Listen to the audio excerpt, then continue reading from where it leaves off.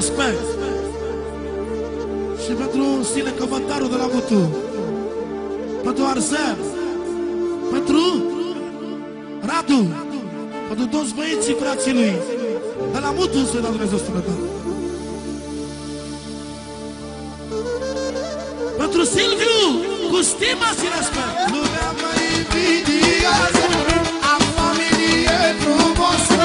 Lumea mă invidiază, Arsen, schina, schina, schina, schina. E talent, schina, schina, schina, schina. E Arsen, schina, schina.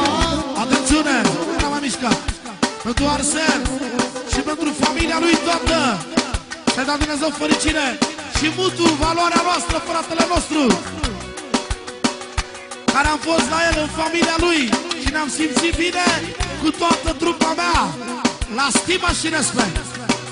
Din partea lui Drugă, pentru Aurel, frățurul lui, la s-audă lume multă, mai e unul este Drugă, care e mare finețe și nimeni nu-l întrece.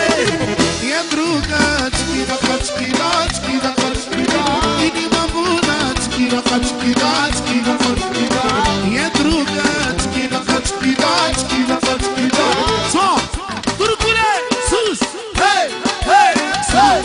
Hei, hei, hei, hei, hei, hei, hei, hei, hei, hei, hei, hei.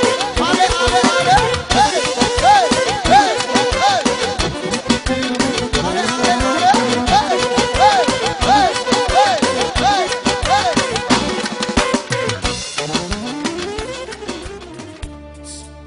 Arsen,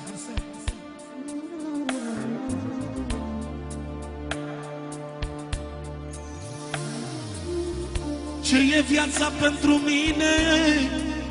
Se împarte în rău și bine.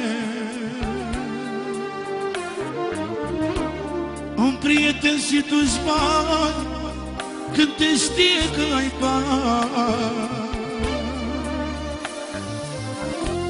Dacă n-ai nimic e bine, nu stă nimeni lângă tine.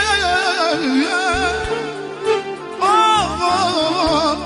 Trăiești viața liniștit și dacă mori nu e nimic. Oh, oh.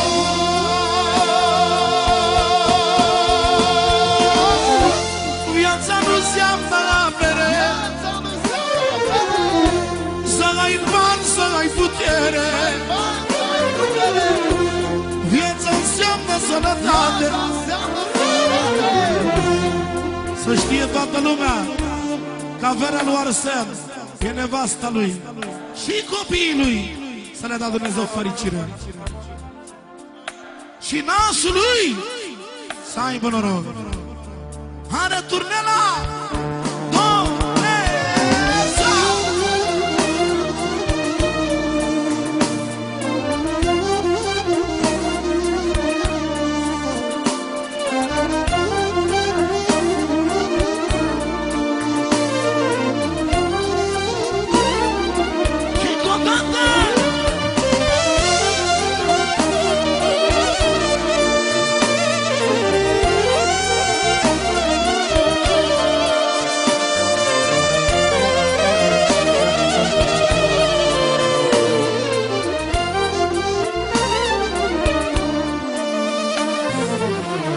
Banii înseamnă dușmănie, numai ură și prostie.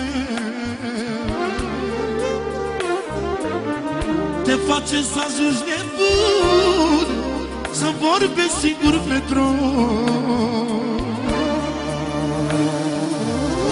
Cei mai fericiți eram dacă banii nu există. Am fi fost cu toți egali și nu mai existau dușmani.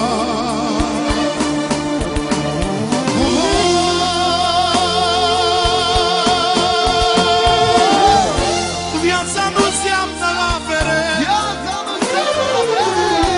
să ai bani, să ai putere. Viața înseamnă sănătate.